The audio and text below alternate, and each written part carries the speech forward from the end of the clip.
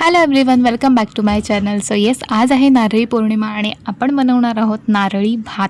So मी first time नारळी भात बनवणार आहे. आय डोंट नो कसा होणार आहे, बट मी माझ्या थिंकिंगनेच बनवणार आहे, जसा मला हवा आहे तसा. सो आय डोंट नो कसा होईल, बघूया.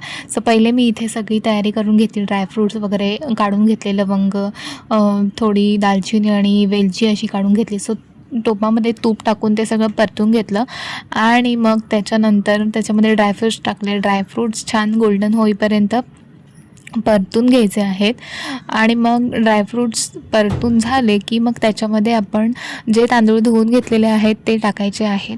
सो मी इथे हे ड्रायफ्रूट झाल्यानंतर त्याच्यामध्ये तांदूळ ॲड करणार आहे. सो हे तांदूळ ॲड केले आणि जो आपण नारळाचं दूध जे काढणार आहे त्या दुधामध्येच आपण पूर्ण हा राईस शिजवायचा आहे. अजिबात पाणी वगैरे ॲड करायचं नाही आहे.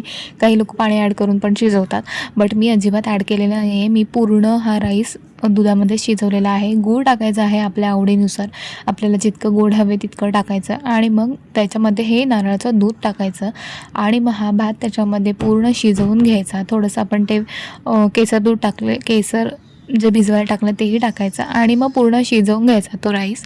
आणि मग त्याच्यानंतर छान शिजला की मग एक वाफ काढून घ्यायची आणि सुंदर असा झालेला आहे आपला नारळी भात. त्यानंतर मी नैवेद्य दाखवला देवाला आणि असं झालेलं आहे नारळी पौर्णिमा सेलिब्रेशनचा व्हिडिओ. कसा वाटला